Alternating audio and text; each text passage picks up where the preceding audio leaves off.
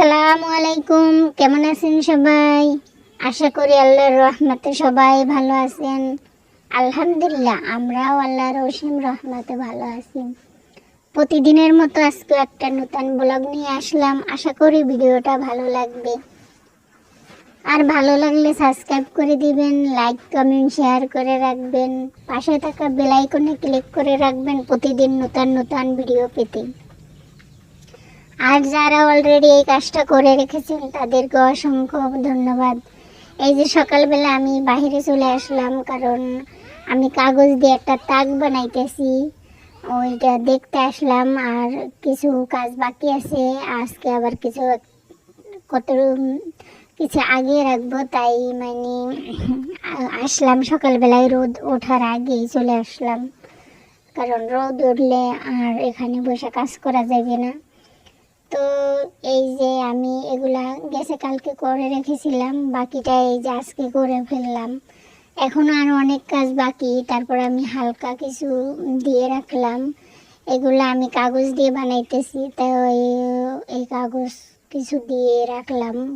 এগুলো শুকাতে অনেক সময় লাগে, তাই অল্প অল্প করে শুকিয়ে আবার দিব।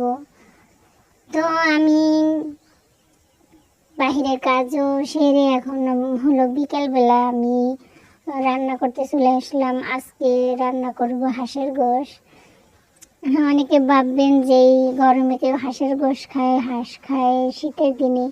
আসলে রোজা পড়ার পর থেকে না কি দিয়ে যে খাবো, কোনটা দিয়ে খেলে ভালো লাগবে, এগুলা বুঝতে পারি না, ভালো লাগে না কোনোটাই। সেহরিতে তো খেতে বসলেই কোনটা থেকে যে কোনটা খাইতে মন চাই বুঝতে পারি না।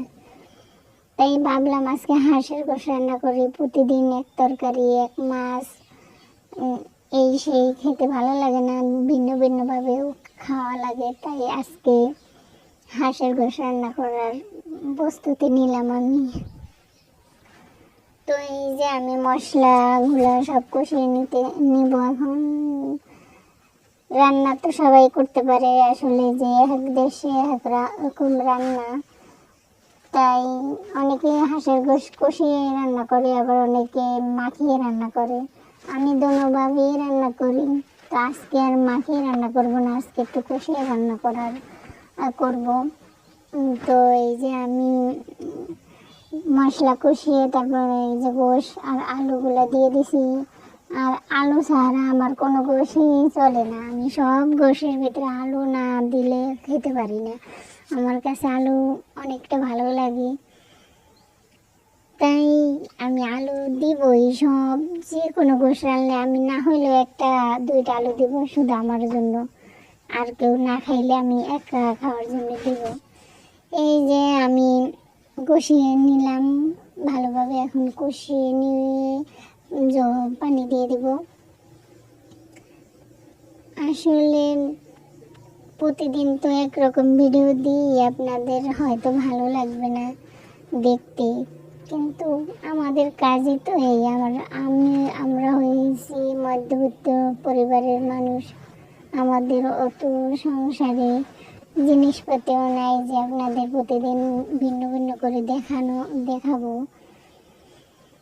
কেয়ার করার একটু কোনো জায়গায় একটু হলেও যদি ভালো লাগে, আপনার ভিডিওটা সাপোর্ট করে দিবেন, সাপোর্ট করবেন, আমার পাশে থাকবেন।